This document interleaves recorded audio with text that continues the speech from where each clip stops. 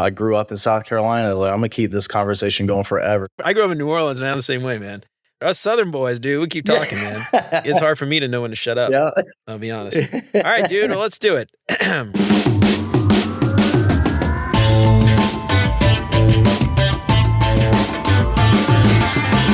What's up, UX fam? How's your mom and them? Welcome to another episode of Beyond UX Design. I'm Jeremy. If you're new here, welcome to the show. I am super stoked to have you. And before we jump into the normal episode today, I have a quick book update. The manuscript is done. The PDF version of the ebook is done. And right now I'm working on tweaking the ebook version that you'll be able to upload on your Nook, your Kindle, or whatever ebook reader you like to use.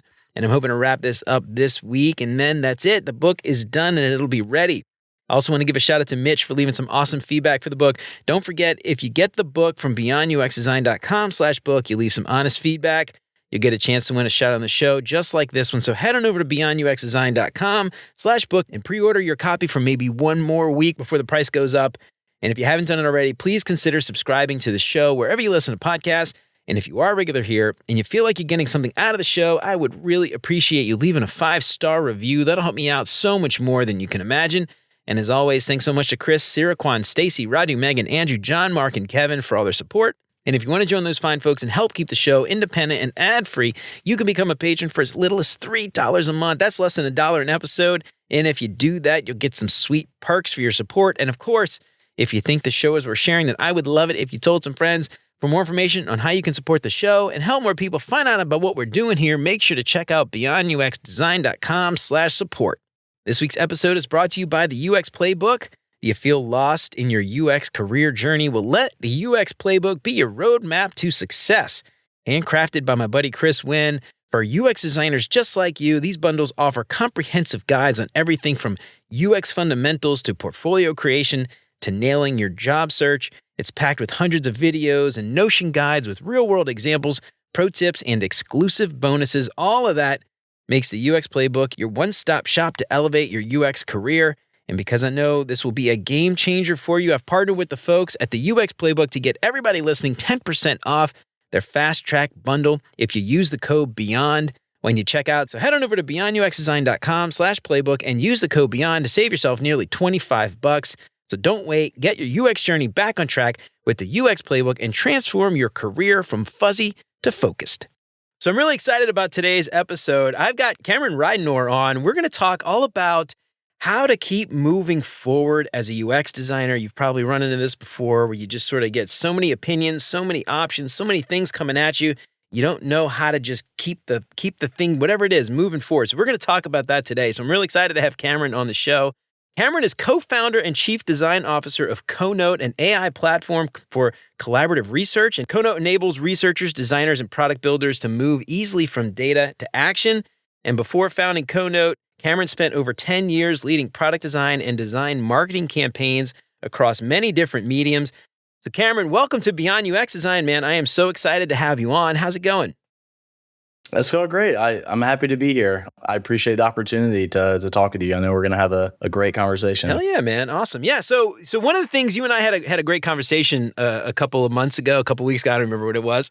And we were talking about this problem that we often see with new designers. And even honestly, let's face it, like senior designers too, they can't move forward. There's so many things going on. And it's just sort of one of those things where like, I just don't know what to do. So before we hop into that, though, tell everybody listening out there a little bit about you. You got an interesting backstory, founding this company. You seem like a very young dude. This is pretty impressive. So tell us all about you and how'd you end up where you are today? Yeah, my story around this now ended up in design. It feels just like by like happenstance. Like everyone else, I think my age, being like a millennial, I'm 35, where, I had to go to college, so my parents wanted me to do this, what I needed to do. But, I wasn't the best student, so I didn't really know exactly what I wanted to do. So, I was super into video games. I mean, I still am. But at the time, I went to college. I went to Anderson University in South Carolina, and I was doing a tour of the school, and they were asking me, what do you want to do? I was like, I don't know. I guess I like video games. Maybe I guess that. And then the person they were just like, oh, that's graphic design, which that is not what that is at all. Well, yeah, so, I ended up in the art program. It worked out. Like I grew up drawing. In school, I used to draw ads like get skateboarding, from Tony Hawk's Pro Skating. Oh yeah, dude. Got me into skateboarding. And that's awesome. so like I would draw and make up my own shoe ads like in a notebook. Oh, that's really cool. So I was like doing that, but no one was able to tell me that that's the job, like that could be a job, and that's what I was doing. So like it all just like happened to really work out in that way that I ended up in that program, graduated from there. And then I started working at an advertising agency in Greenville, South Carolina. Love Greenville, man. Yeah, you're familiar? Yeah, actually, I used to work for GE Power back in the day, and they have a big facility in Greenville. So I've been to Greenville a bunch. Man. It's beautiful downtown. That waterfall going down. The Falls Park. Yeah. Well, they decided to make it like even better after I left. Oh, classic. So I was at an advertising agency there for a few years, and then like from there, right, is doing the grunt work, the design, emails, social media graphics. I get to work on websites. So that was kind of like also the beginning of where, starting to learn about like the things that I do, like what I love about design or what I love designing, and like also what I don't love designing. And one of the like websites was something that I really enjoyed doing and working on those. So I really started to work on that then. And then from there, I moved on to another company called Delta Apparel. They own Salt Life, which I'm sure you are familiar with. I've seen the stickers on the cars, yeah. Yeah. A lot of people up here in DC are not familiar with that. They're not living the Salt Life. Is that a Southern thing? I guess it's a Southern thing. Salt Life is everywhere, man. Yeah. I guess you got to be by the coast to get it, right? If you're not by like the coast, yeah. Right. Rarely do I see a Salt Life sticker up here, but when I do, I'm there like, you go, man. I love it. So they own them, Sophie. So, like Sophie shorts, they're like rolled the top. It's like the cheerleader shorts. So for them, I did a lot of like work on their marketing website, e-commerce site, also email marketing for them, social media, just a lot of that. So a lot of my career and early career was a lot of advertising and marketing. And then from there, I moved on to another ad agency here in DC called Brilliant. And there it was more, I just do whatever needs to get done. Right. It's just like that mentality, especially like at a small agency, right? Where you're trying to get the work that you're getting, probably like doing this thing and like, man, I gotta figure this out. Like, how do I do this thing? Nobody's there to support me, right? Of the small agencies, you just sort of, sink or swim. So we're doing that. I did that for like five years or so. And while I was there, I started to do more on the product design side.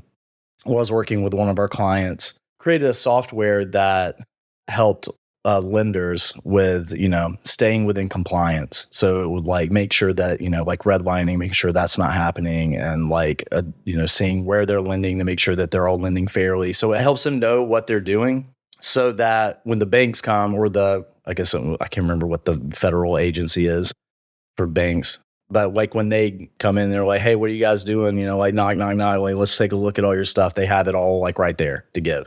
And that was one of those things where it was already it was a software that had been designed in like the early 2000s. So you can imagine how that looked. And it was also designed by developers, which is like another thing. So I have a lot of experience with like that, how to navigate that. Then from there, I moved on to another company called Data Society. And I was doing only product design. We were working on a product there that was meant to help students, employees at companies like gain skills so that they could see like a tree of like where they are, where they want to go to see the path. Because sometimes that's really hard to understand. If you're like, I want to learn machine learning, but I don't know where to begin. This is meant to help with that. So you can figure out that process and that path. That, and then of course through them, like they did some services projects. So I worked on a similar thing on a government project that was also the same thing, where it was designed by developers 12 years ago. Usually anything related to the government, is generally going to be developers are going to have like an outsized role, oversized role than what they probably should. And I also want to say up front too, like this is not even me talking trash on developers. Like I love my developers. Absolutely, we have loved them, but it's just, they're very much, it's just like, well, you told me to do this thing. And like, it does the thing you told me to do. And it's like, but I have to click like 8 things to do that. And it doesn't make sense. Well, no, that wasn't in the acceptance criteria. That's the problem. Right. Well, it doesn't. And then from there, here I am at CoNote. And, what we're doing is what you said. I'm not going to say it again. Exactly what we do. But, we're helping researchers find insights faster. That's awesome. So I'm the lead designer on that. Right now, it's just me, the designer. So from top to bottom, which is also a really cool experience. And I think, this long journey of mine where I've had to just learn to do things, it's definitely helped for where I am now, because it's just me. It prepped me for this moment. Yeah. So, this is interesting because I think this ties perfectly into our topic of conversation today, which is this need to move forward. And I imagine in your role, even as like the sole designer, even with all the experience that you've got, it's still probably hard, I think, probably to be able to make a decision quickly and just make sure this project, this product, feature, whatever it is moving forward. And regardless of what that bottleneck is, or regardless of what that speed hump is, how do we get to the next step? How do we keep moving forward so we can do whatever it is that we need to do? And I think a lot of designers, and we talked about this in the intro, but a lot of designers, young, even old designers, senior designers, I think still run into this issue, this problem where, they get stuck for whatever reason. And, there's memes all over the internet, like, I'll update my portfolio next week, or, and it's just like 2024 goals, 2023 goals, scratch it out, 2024 goals, so, there's like this thing, it's like I don't know, it's like a meme. It's become so predominant in the industry. So I want to talk a little bit about that. In your experience, tell me a little bit about some of the things like you've noticed junior designers do, or other designers even getting stuck in places, and some experiences you've had with that.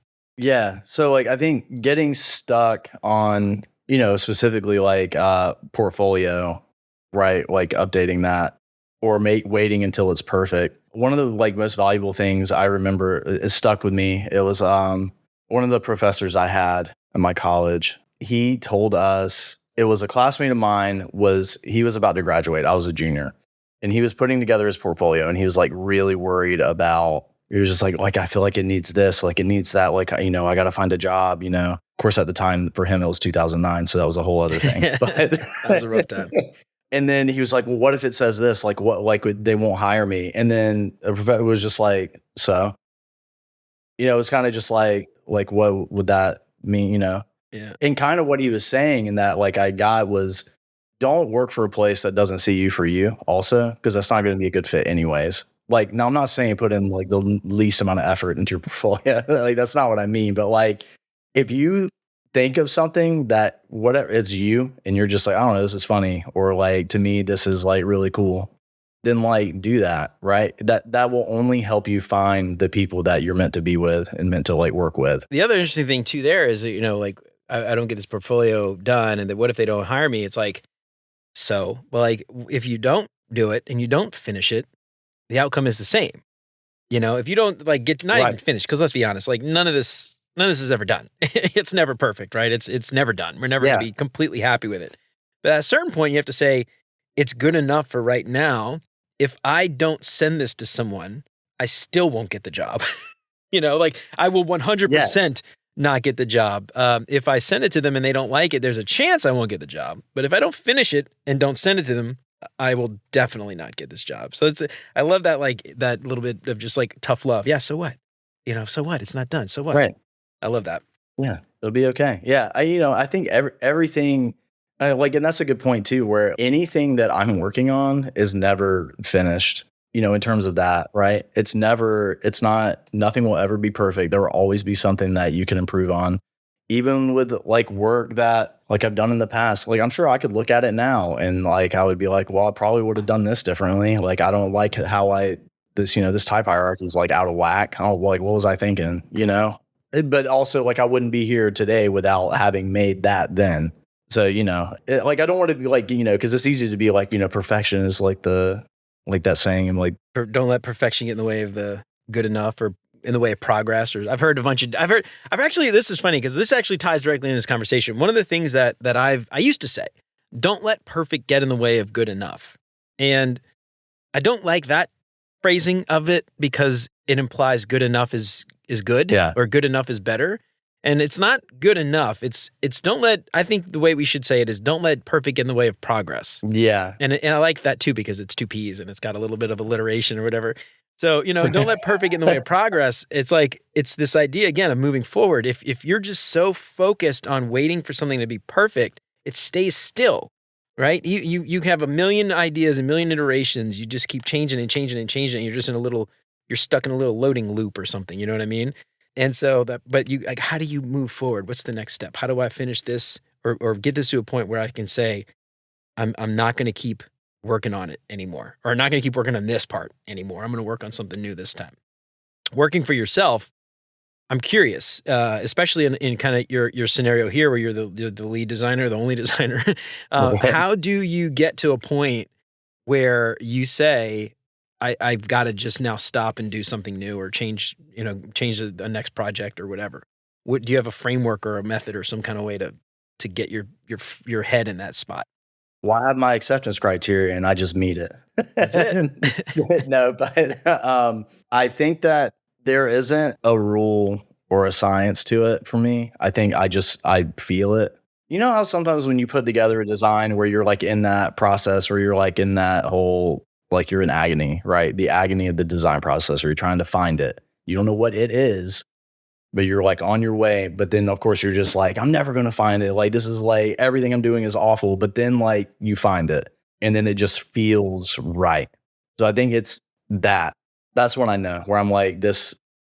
But then sometimes it's also has to be good enough, especially like in our, like we have to move fast and I'm on deadlines too. And I understand too, like a lot of, I haven't really talked about that. Like, how do you get past this while on a deadline? Just kind of like talking as if time is like infinite. Sometimes it is just like this works and I know that I'll have to come back to it. Sometimes like I just have to live with that. But it needs to work, right? Especially like with like the product, right? Like that's a usability thing. If if a user can't do the thing that they need to do, then it's bad. Right. But as long as I can get it to where it's clear enough, because like I'm going to miss stuff. I'm human. Like we have people that are going through this and looking at it behind me and all that too. But like, we're all going to miss stuff. There's going to be things that pop up. There's going to be like, a user's going to come in here and be like, why didn't they think of this? What were they thinking? It happens. I think it's just, you got to be able with that. Yeah. You mentioned something, and I think this is maybe a good point to sort of talk about this, but the idea there is, metrics or outcomes or ways to analyze and measure whether or not the thing that we are doing is meeting that, whatever that outcome was. And in the case of UX, I think we often talk about how there's a science to what we do, right? There's, we have hypotheses, we have things we think will improve a certain thing. We want to run experiments and we want to test them. And this is why, often researchers talk about scientific rigor and having rigorous research and things like that. And so in this case, though, I think, as a UX designer, if you don't have a whole UX research team or anything like that, I think it's really important to kind of take a step back and think about what it is that you're doing and why you're doing it and the outcomes that you're trying to get from it. So if we think about in terms of a portfolio, the point there, I want to get a job. And so in order to get a job, I need to have interviews. In order to get interviews, I need to meet with people. I need to have phone screens and get, emails from recruiters or have conversations. And so, treat that like an experiment. So in the case of your portfolio, if you're feeling stuck, the outcome is a certain thing and you can figure out what that is. And you say, I'm going to send my resume, my portfolio out. If I'm not getting the feedback that I want, clearly something needs to change. And so you're like, all right, well, I had this first iteration. It wasn't good enough. So now let me go back and fix it based on whatever, problem I think is causing whatever issue I'm seeing. And so like treating it like kind of an experiment, right? Like, I don't know if that makes sense, but that's kind of something like, we don't really often think about our portfolios and our career in the same way that we think about a UX project for work, but there's not that much different in how we, approach it. I have an outcome. I have some options. I can do one thing or another. I could treat it like an experiment and try some things and see if what I'm doing is heading in that direction. Those KPIs or whatever it is, right. I'm tracking in that right direction. So anyway, it's kind of interesting. I don't know. I just kind of thought about that. I don't know if you have any thoughts there. Yeah. I mean, I didn't know what UX was. when I'm sure, like, I'm absolutely sure that it was a thing. But to me, I don't remember it being a defined thing when I was in college or like when I was really into like design stuff, back then. So a lot of this stuff I just kind of had to like learn as I went along. But like fortunately, the professors that I had, and that's what I mean is like I feel very fortunate for like where I ended up and where I am. Of course, there's work and hard work that goes along with that too. But like I definitely recognize that the professors I had, the way that they taught us the like process of design of like art is very much aligned with the way that you like what you just said.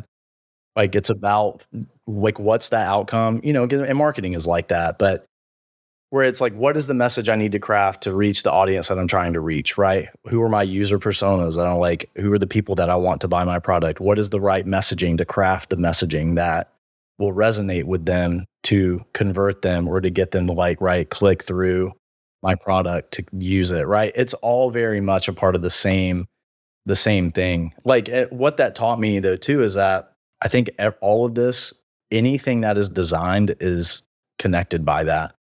For me, like no matter what it is, like a chair, you could apply the exact same process to like making a chair, a building, music, if you're creating a song, a movie, right? Like it's all connected in that way. And I think that, for me, that helps me. I can apply all these different principles to no matter what I'm doing, which has helped me when I'm like, I've had to do like a bunch of different stuff, like experience design. I had to do that one time. I'd never done it before. Like outdoor, kind of not outdoor, but spatial, like physical space design, kind of experiential. Yeah. It was for the ACLU 100 tour, and it was like a storage container. So I had to like design the inside of what that looked like, and then what's the theme of what that container is about, and then like what's the experience of walking through that? What do I want them to feel, right? And you can apply all these same principles to that. So I think that I'm also like because I didn't go to school for UX, or the other thing too is I don't know all of the exact terminologies of things, but like I understand the process. Well, what's interesting too, I'm like, as you're kind of talking, some things I'm kind of thinking about in my head, you made me think about, your background in advertising is interesting. And I've got a background in advertising as well. And you would know this, but I think a lot of UX designers coming up that have never worked in advertising would know about a design brief. When you sign a contract with a client, you agree to this design brief, and that specs out essentially what the outcomes will be, what the look and feel of the thing, the what the thing is going to achieve, and all that stuff. And it's funny because when you mentioned, designing on your own, and you said, I asked you about like, how do you know when to stop and move on? You said, well, I'm just know like whatever it is I got to do. And what's interesting is like, I wonder if in your head you have this idea of like what that brief would be or should be for a feature or something, or for your portfolio or whatever it is that if you're out there and you're stuck on something, having that idea in your head of what is good enough, and not good enough, but what meets that brief. I don't want to say acceptance criteria because it's very specific to like a user story, but what meets that listing of things that have to meet in order to be done. Quote unquote done. And I feel like if that's something like people started to try to do, maybe they would get to a point and kind of see, well, my portfolio, I'm not super happy with it. It's not perfect, but it does do these things and it does these other things. And you can get this and you can get that. And it tells the story and it does blah, blah, blah, whatever it is. It meets the brief. Yeah. And you can't tell me you're not going to pay me because it meets the brief. Like, look, it does everything in the brief said. This is, you agreed to this, I agree to this, right. Boom, done. That whole dance. Obviously portfolio's a little different, but yeah. So, I don't know. Anyway, that's kind of interesting. I just kind of thought of that. I don't know if you got any insights there or something to add to that, but that was kind of something I was just sort of throwing around my head. Yeah, that I hadn't considered that, but I think that you're probably closer to the truth. That that's the other thing too. I think, the advantage of having an advertising background and moving into UX is that I'm not only thinking about, is this usable or, easy to use? Is this going to convert someone? And am I setting up even on the page, right? How am I guiding them to get them to do what I want, which is like to convert ultimately, right? And that's a marketing thing, an advertising thing, right? Think like, how does this page make them feel? Like all that stuff is wrapped up in, right? Like good marketing. How does it make you feel? Does it like, are we hitting those right? Yeah, dude. So, I just made this connection too, though. Like this list of things we were kind of talking about before where designers get stuck. They get stuck doing their portfolios. They get stuck doing resumes. They get stuck job hunting. They get stuck in their career. And we often, I don't know anyone, I've never made this connection. I think you're this first time I've heard someone make this connection, but we're trying to convert, right? And we're trying to convert and get an offer. We're trying to convert and get, get a promotion or a raise or, whatever it is. And, beyond just converting a user to buy the thing we're trying to design or the product we're selling or whatever, if we apply that to our own personal kind of lives, it's like, I'm not super happy with my portfolio, but does it convert? Will it get me the offer? Will it get me the interview? And will it get me a raise? Is my current position or career helping convert to the next phase in my career? And I love that. I love that approach, man. I don't know. I never thought of that until like just now. That we can coin that. You can coin that. You came up with that. You know what? It's for the taking for everyone. Whoever wants to coin it can coin it. There you go. I'll offer it up. So that's something I want to talk about too, is this idea, again, like we talk a little bit, dance around a little bit, but this idea of perfection. We mentioned like at a certain point, progress, not good enough. Yeah. Let's say progress. Don't let perfection get in the way of progress. I want to talk a little bit more about this. I know we kind of talked a little bit about meeting the acceptance criteria, but is there something that we could maybe advice that we could offer some junior designers out there to think about this idea and keep from getting stuck? It is really hard. It's really hard to not do that, just upfront. I sometimes I get like hyper fixated on stuff and then I've had my co-founder have to come in to me to stop me. Like I still do it. So I don't want to sound like I'm not, I'm out here just doing it like everything feels right, like I absolutely obsess over little small details that ultimately don't matter. But sometimes like, I think what it is that work on it, get it to where you're happy with it. And I think it's about taking a step back, sleep on it. That's huge. If you're able to do that I think for a portfolio, you can do that. I was like, I get like what is happening is I'm thinking about every other thing that's ever happened to me where I was like, sometimes the time limit is the time limit. And you're just like, well, I guess I got to bump out this garbage because like, what else am I supposed to do? I'm at where I'm at. Yeah. I got no more time. This is it. Yeah. Sometimes that happens too. I think that it really is about finding what works for you. I think that, the most basic things that you can do is like work on it, massage it, get the big pieces down. My professor would call it little tiny screwdriver work. If you could tell, I love my professors that I had. Yeah, that's a beautiful thing when you can find that relationship, man. It's hard though, Yeah, it is. But he would call it tiny screwdriver work. So that's the stuff you come in later and do, right? So like focus on, I think you just want to do it in like pieces, piecemeal, and then just keep working at it. Everything is always a work in progress, even when it's done. I mean, you may not go back to it, but if you were to go back to it, you could keep working at it. Yeah, I think having that mentality has helped me. Just truthfully, it's just you just got to let it go. That's really it. You just got to let it go and just accept that like not everything that you're going to do is going to be perfect. Well, nothing ever will be perfect. It may be like the most badass thing you've ever done. And you're like super proud of it. But like I think back to that the shipping container, like the design for ACLU, like there were things that we could have done, but we were also restricted with that, like the design brief of the project, right? Where the client also has their needs. Now this is shifting away from portfolio and into like actual like work. But like sometimes the client here's the other thing, right? Sometimes a client will come to you and they'll be like, this has to have all of this information on it. Instead of being like the client's an idiot, what you should do is look at that and then come back to them with a suggestion to like make it better. Like it is as much a relationship with them as it is. It's as much their work as it is your work. So like, I think it's, trying to find that medium, and that will also go a long way in finding that perfect, because now you're not like stuck in like, I can't believe I have to do this one pager that's like got way too much text on it. You just like, well, you know what you should do? Lay it out how they want it, and then lay it out what perfect is to you, and then show them both, and then explain why this is better for the outcome to get that convert, because they want the same outcome you do. They want their whatever it is that they're building to reach an audience. They want it to resonate. They want all the same stuff. So if you just talk to them like on that level, that will help and go a long way.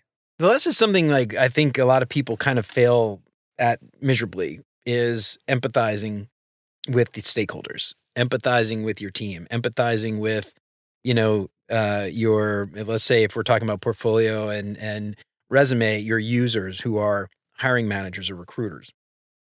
And I think if you can really start to try to empathize with them, you make it a lot easier to, one, not just sell what you're trying to convert, right? Or convert what you're trying to sell, but you make it a lot easier to get to a point in your head where you say, this is what they need.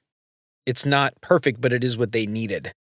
It's not what I like, but it is what they needed. And I think that to me is like another really great way to kind of get past that block, because it's not about you. Design is not about you. That's the difference between, I think, like design and art, right? It's not something that is intrinsically valuable to me. It is something that is useful for a thing to sell, And I think that's one of the big differences between design and art. And it's interesting because I think a lot of people get attached to that thing as if it's their little art project. It's their baby. But it's not. Just like you said, it's like you got to let go. And it's a lot easier to let go when you detach yourself from that thing as just something for someone else. It's something for a thing. If you don't like it, well, let's figure out how to get it so I can get paid, or let's figure out what to change so I can get a job, or let's figure out what I can change so I can get a promotion. It's sort of one of those things. I think a lot of people, they get attached to that thing they're making, and they have a hard time letting go. I think it's a double-edged sword with that too, right? Because then if you are detached from it completely, then how much do you care about it? And are you going to give it the love that it deserves anyways, one of the things, and I think this is something I say quite a bit too, is advertising, I think, is such a valuable background to have for a UX designer. One, because it teaches you how well you've got it, or shows you how well you've got it when you get a job as a UX designer, because advertising is so miserable and stressful and short deadlines and things like that. But beyond that, one of the things that I think advertising helps with is that detachment from the work, because in advertising, there's such quick turnaround times. You're constantly designing new things, which means you're constantly getting feedback, and you're constantly changing and evolving and iterating and constantly getting rejected.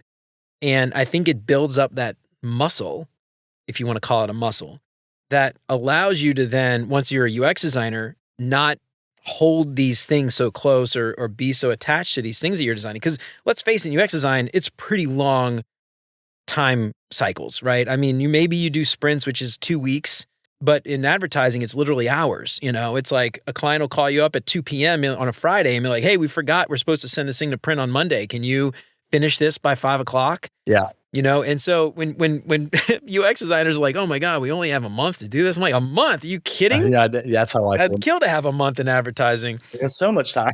I know. It's like one of those things like waiting tables. Like everybody should just do it for 3 years and appreciate what it'll make everybody like just so much nicer, I think, across the board. I agree with that.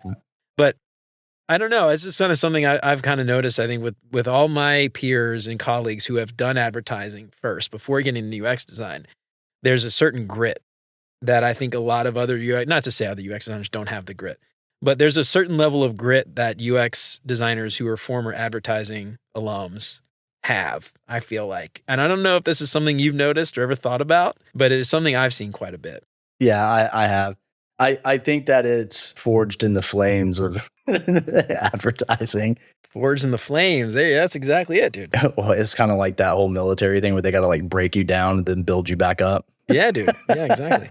Because like you get out of design school and you've just got this giant ego, like everything. And you're like hot shit, and it was just like you're not. And there's like this is way bigger than you. like there are decisions that are being made that you're just not gonna like, you're not gonna agree with, but you just have to do it, and that's just the way it is.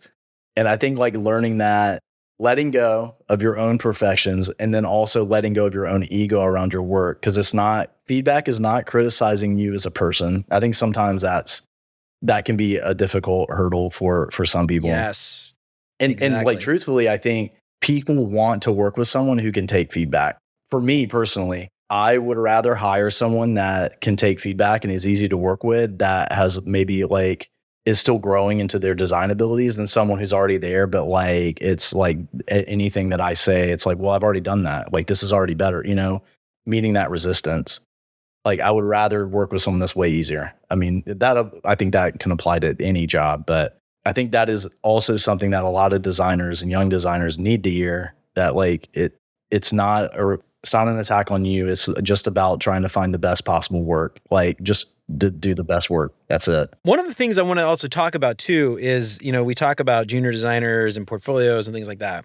But something that I've seen, and I know you've seen this quite a bit, we talked about this a couple of weeks back, is this sort of laser focus on just learning and learning and learning tools and tools and tools and figuring out every little feature and mastering it without ever actually designing anything. Right? Like Figma comes to mind. There's a million plugins, there's a million features. They're always dropping new features. And it's like learning all these things is great and it's important. But at a certain point, you've got to move past the learning of a new feature and start doing and building and designing and completing, right? Or at the very least, moving to the next thing. So that idea of getting stuck and not moving forward when it comes to learning, especially on the tool side. So I want to talk about that a little bit. Tell me about your experience there and some things that you've noticed from, especially junior designers learning things like Figma and just constantly obsessing over tools and never actually doing anything. I have seen it, but when I was managing designers, it was at an advertising, and like there was no time to just be like, let me like learn these like plugins. I was like, we need this now. like we got to work on this quick. I think that you're better suited just using it day to day. And then if you need to do something and you're struggling to figure out how to do it, then Google how to do that thing. And then you will learn how to do that through a feature or a plugin. To me, I think that's the most effective way to learn it. Anyone can just, thinking about like resumes. When I get a resume that says that someone is 74% good at Photoshop, I want to pull my hair out, or like that kind of thing. So also for the listeners, stop doing that. Just say you know how to use it. Because I'm just like, well, so you're not good at it? Like, what does that mean? Because the other thing too is the rest of us don't know everything in and out. No, like hardly anyone does. We just Google the thing that we need to do. Right. We just Google the thing we need to do. Yeah, we still Google. We Google everything. Yeah, exactly. So yeah, I think a lot of my knowledge, everything I know about, I know how to use Illustrator, Premiere, After Effects, like Photoshop, InDesign. I've learned how to use those over my career at different points because I had to learn it out of necessity. But I didn't go in and I was like, I got to watch 10 hours of videos to understand this in and out. No, I just jumped in and Googled what I needed to do and then just like worked through that learning curve, especially with After Effects. My God. Oh God, After Effects. Like getting to, and here's the thing, I'm not the best at that, but I know enough to put together certain things, right? Of what I need to do. Beyond that, I'll hire somebody like at this point, right? I think it's more about that. Just learn these tools from working and doing them and then Googling what you need to know. Yeah, same for me. I mean, one of the things that I like to tell people a lot is like, don't just learn a tool to learn a tool or a feature to learn, how to do the feature. Use Figma for an example. Variables is a new thing they just released, and everybody wanted to go learn and figure out variables. And variables is cool. It's amazing. And I know for a fact of some people who have said, I've watched like hours of videos on how to use variables. I'm like, well, why? Did you do anything with it? Like, what have you done? And the thing is, like, when it comes to that, like, that's fine. And again, I don't want to say don't learn those things, but to your point, what is the learning a variable going to do for me? Like, how can I use a Figma variable, and make my workflow faster? What am I doing now that is slow that could speed up if I were to learn how to use variables or use variables more efficiently? So, like for instance, if I'm creating a quick prototype, a scratch idea, exploring something, I probably don't necessarily, variables is probably not going to really help me do anything that I wouldn't be able to do by just manually entering a spacing or a size or a font size or something. But if I'm, trying to create reusable components and design systems, or I've got a giant project with many pages on it, and it's got like 100 artboards or frames, and I want to make one update and change it across the board because I don't want to update 50 different, pages. Then, variables are amazing there, right? So, it's kind of one of those things where I feel like if you just understand one, what that feature is going to do for you, and then how might I apply it? And what am I doing now that could be useful? Or what am I doing now that is slow that could be faster using this new tool? Auto layout is another example. Like auto layout is amazing. I think it's really cool. A lot of people have a very hard time trying to figure out auto layout in Figma.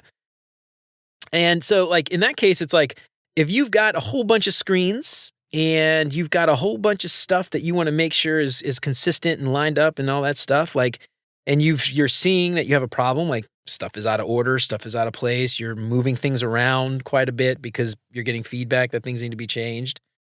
Auto layout's amazing. I can quickly take a row and reorder it or do whatever or add spacing between it and it's consistent. Then that's when you're like, well, auto layout would be helpful for me. But it's kind of one of those things like just going and learning and spending hours learning auto layout without ever actually applying it, is never going to help you do anything. And if anything, to your point, learning by doing is probably the single best way to learn anything. So if you have an actual use case that you're trying to apply and figure something out, that's the best way to learn something, instead of trying to go and figure out and master the thing before, you ever actually build something. Yeah. So I don't know. That's just my Yeah. And then I think too, like, what's also invaluable, maybe it's not talked about, like the amount that even I help young designers or, with where they're struggling and then they show me or tell me what they're trying to do. And I'm like, well, I was like, let me show you how to do that faster. And then like, that's the other thing, like mentors or like your, other designers on your team, like ask for help or like talk about this thing you're trying to do. Someone may know how to do that faster. And then there it is. Boom. And now you know it. Yeah. Cause a lot of times like it just comes out of like, I'm trying to do this thing and this seems like this should be easier. Yeah. And then when you're reaching that point is when you should Google it. Google it first before you ask somebody. Yeah. True. Google it first before you ask for help. Yeah. And then if you can't figure it out, then you ask for help. But yeah, having, and this is again leads to something that a lot of people tend to overlook is that idea of community. And, you mentioned like going out and talking to your coworkers or your boss or mentors if you have one, but not everybody's got that privilege, I guess, if you want to call it that, of having that. And that's why I think like community is so important. If you go on social media and you build a community on LinkedIn or Twitter, wherever, or, you go and join Slack communities or something like that, but having a network you can reach out to instead of just going randomly and posting on, Stack Overflow or the equivalent for the, design community and asking a question, random people, it's a lot easier, I think, quicker, probably better to have a conversation where you can go back and forth, hop on a Zoom call or meet, whatever. And, just be able to kind of like chat, but it's hard to do that when you don't have that community. And I think that's like really important for junior designers, especially, is to just build a community. It's great for networking, but it's also great for learning, and I think that's something a lot of people tend to overlook, I guess. Yeah, I think so. I like the majority designers on the whole, we're all like very friendly. We want to help each other. But I mean, I think humans in general want to help each other, but reach out to people on LinkedIn. Exactly what you're saying. Like the thing is, this like goes back to the whole thing is like, well, what if they don't like it? So what? Then that's, this the same level as not sending the message, right? If they don't respond, then they don't respond. Then you can ask someone else. Jessica Hish, people in my class or like a couple like reached out to her and she responded. Debbie Millman is another one that like, I mean, these are like big designers. Like they will reach out, even them, right? So like everyone wants to help. Like designers want to help each other and we all want to help each other's work be as good as it can be and be better. So yeah, absolutely. Reach out to people. That is so true. You know what? That's listeners' homework. I want everyone to reach out to a designer this week on LinkedIn or even whatever. There you go. I love it. Yeah, it's funny because like designers in general, we love to talk about our work. Yeah, we love to talk about ourselves. We love to talk about our work. And so many junior designers are like, oh, I can't reach out to them. They'll never respond. It's like what those people, those bigger names don't want is just someone to like ask them for help. Right. But they love to have conversations. Yes. They love to talk shop. They love to talk through things. It's like, hey, can you help me get a job? Or hey, can you help me figure this out? It's like, hey, I really love this thing and blah, blah, blah. I'm trying to do some cool stuff, and you start a conversation and then it becomes a relationship and you're asking a friend for help. So like, I think that's something a lot of people tend to do is like just ask for help or ask for something when they reach out. But designers love to talk about themselves. Take advantage of that. Yeah. Take advantage of the fact that we love to talk about our work. Right. I mean, especially you reminded me of like, I did this. I reached out to John Contino. I just talking about like hardcore and like Hatebreed. We're just talking about hardcore music. It's like we are here. Especially if you have like a common interest like that. Like, yeah, he gave me great suggestions of like bands to listen to. Got into Incendiary because of him and like that first Hatebreed record. So I love that. Yeah. And what the beautiful thing about that is like, you're building a meaningful, genuine relationship. It's not based on like, you getting something from him right.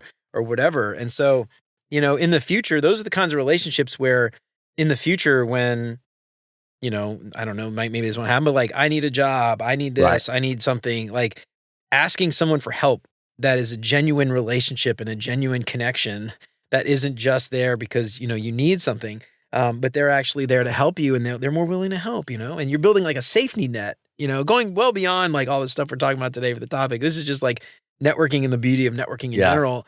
But, having that safety net and those people around that like are there because they want to help you because they like you. They genuinely like you, because you've been like a great friend and shoulder or ear to listen to, things like that. So I love that, man. That's awesome. It's good stuff. The only thing just to add to that is going to networking events. So I live in DC. I think I may have mentioned that earlier. And if anyone has ever been to DC or lived in DC, then they know what I mean when I'm like going to networking in DC is like it can be.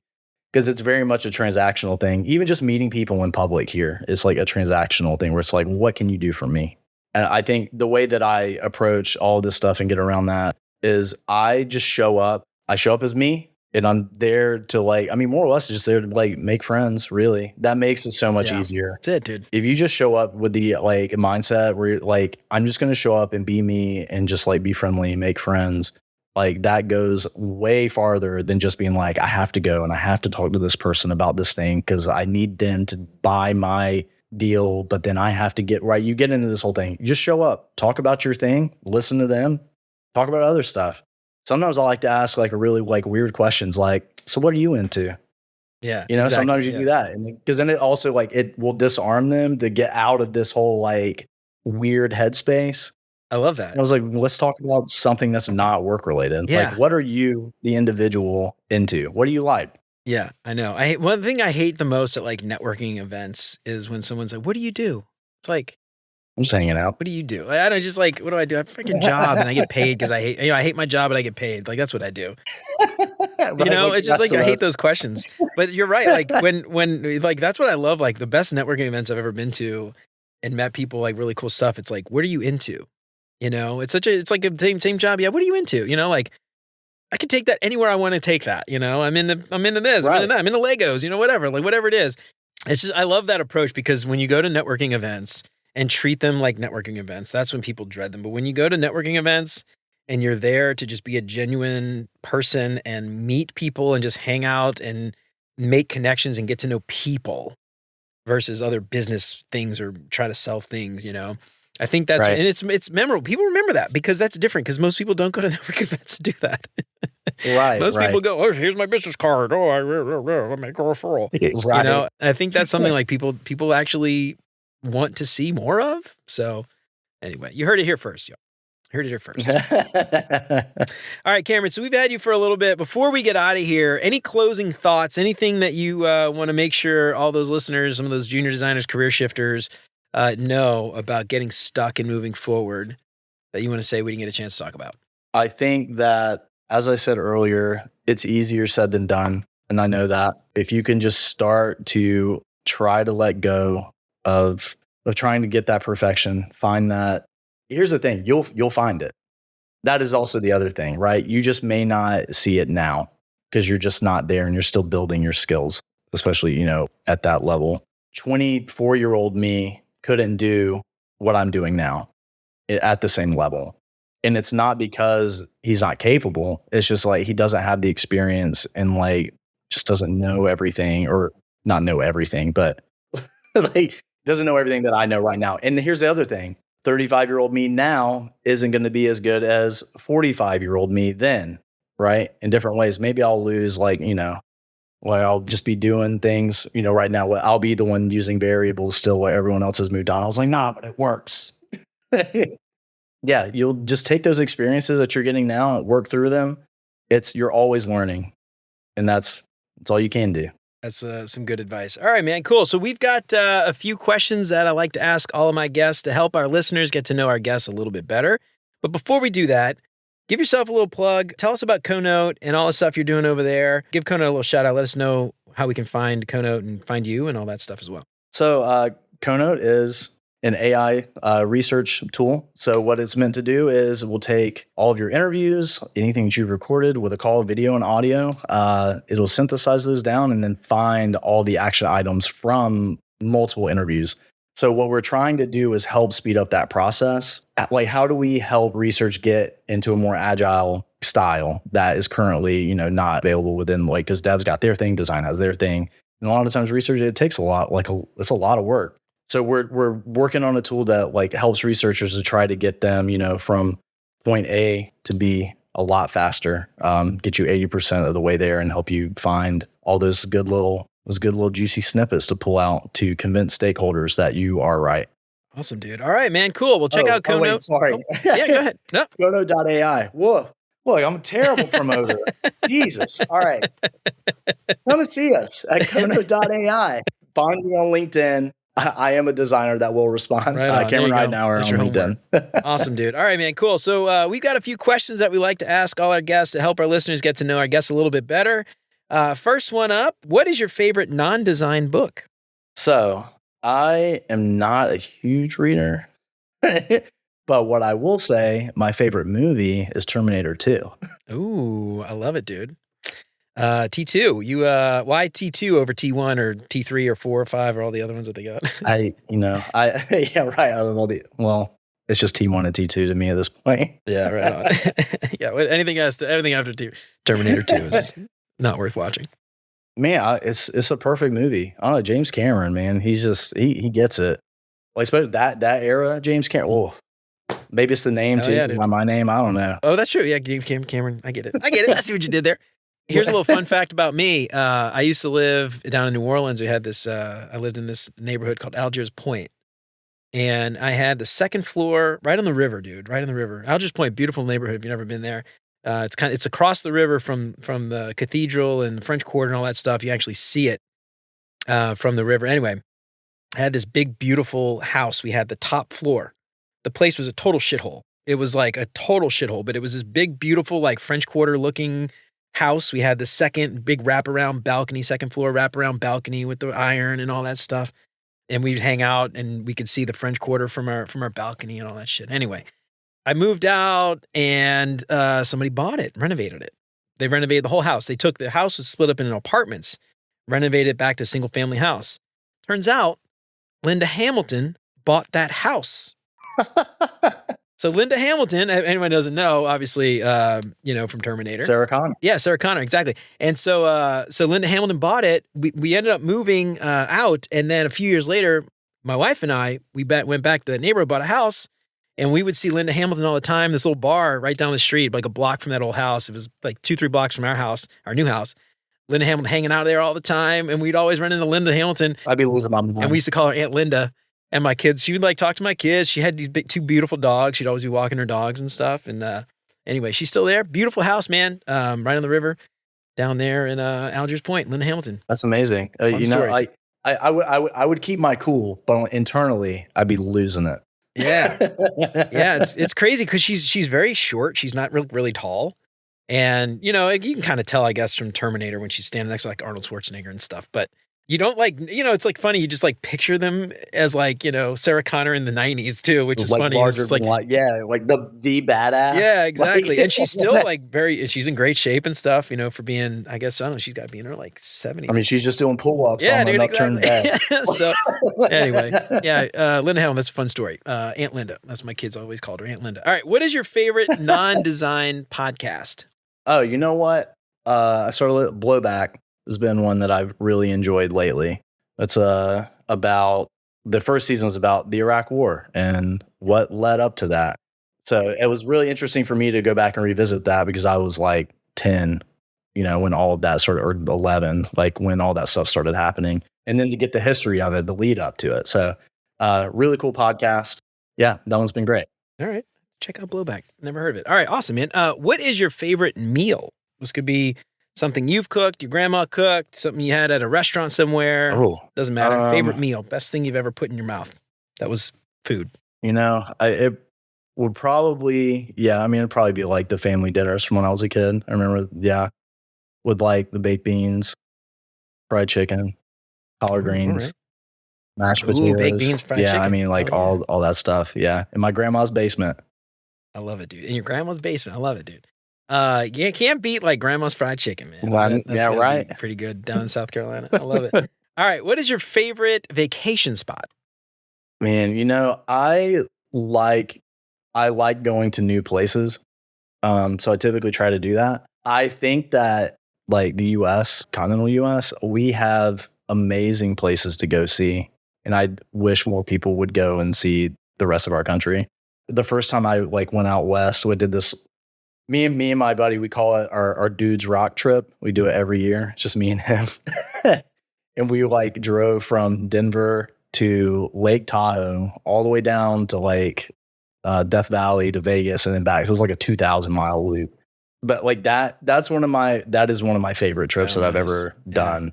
Because to me, it's just something about, I don't know, being the nothing out there. I don't know. It's just like, there's just something about it. Maybe it's just because I grew up over here on the East Coast where there's just like people all the time everywhere. Like even in like rural, like South Carolina, there's still people around. You go out there and there's like no one, like no houses, nothing for like an hour and a half of driving.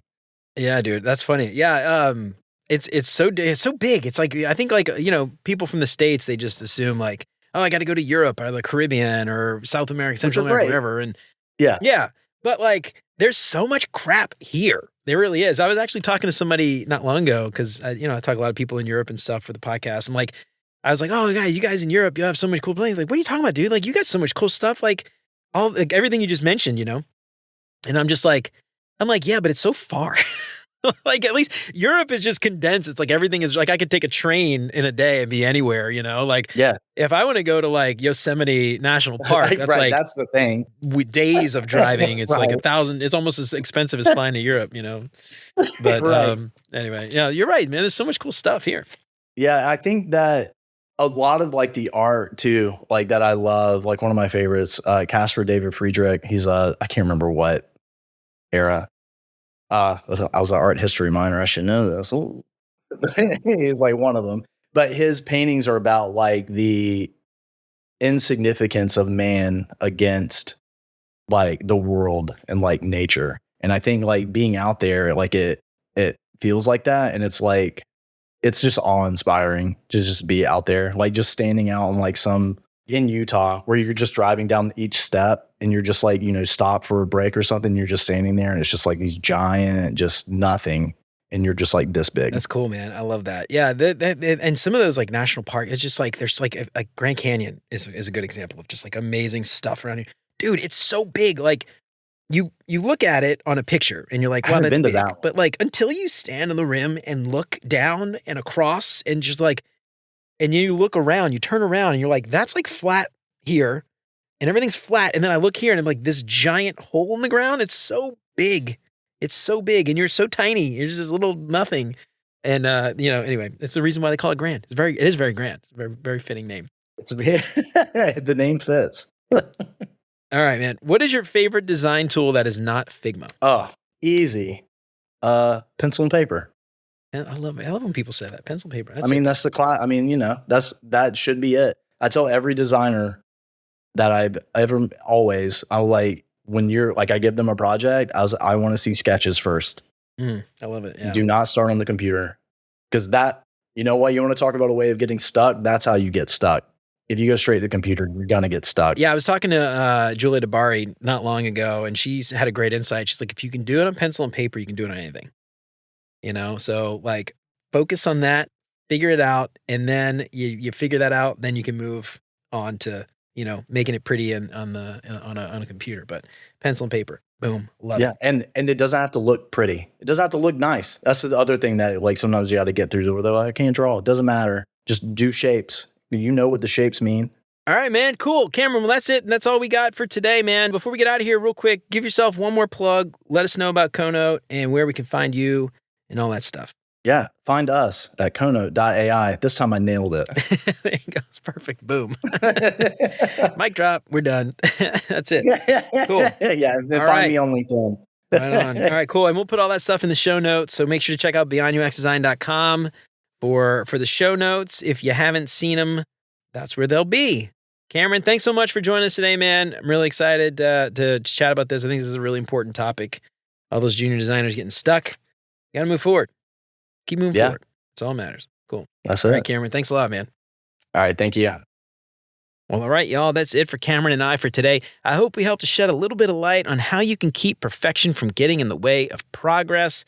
But I'm curious, has anything we've talked about today happened to you? How did you get past that laser focus on perfection? Let me know what you think on LinkedIn or shoot me an email at hello@beyonduxdesign.com. I'd love to hear from you. If you like what you heard today, don't forget to subscribe wherever you listen to podcasts. And if you feel like you're getting something out of the show, I would love it if you left a 5-star review. That'll help me out so much more than you know. And if you know somebody who might find any of this stuff useful, then why don't you tell them about it? That would be fantastic. One more shout out to Mitch for leaving some awesome feedback for the Beyond UX Design book, Master Your Craft Beyond Pixels and Prototypes. And don't forget, if you pick up the book from beyonduxdesign.com/book and you leave some honest feedback, you'll get a chance to win a shout out on the show, a badass holographic Beyond UX Design sticker, a free book, or even a chance to have a one-on-one with me. So head on over to beyonduxdesign.com/book and pre-order your copy before that price goes up next week. And if you want to help keep the show independent and ad-free, check out all those Patreon sponsorship packages at beyonduxdesign.com/support.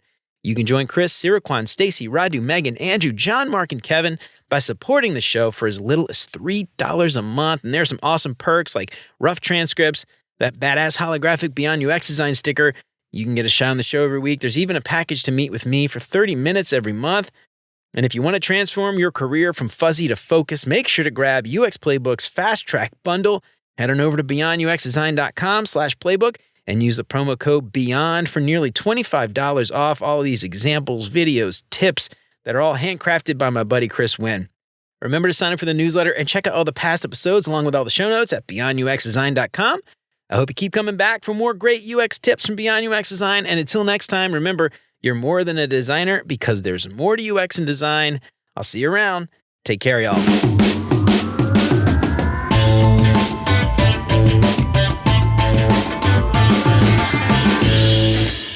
Oh, man. I feel like I had like a really insightful thing I was just about to say, too. And it just went...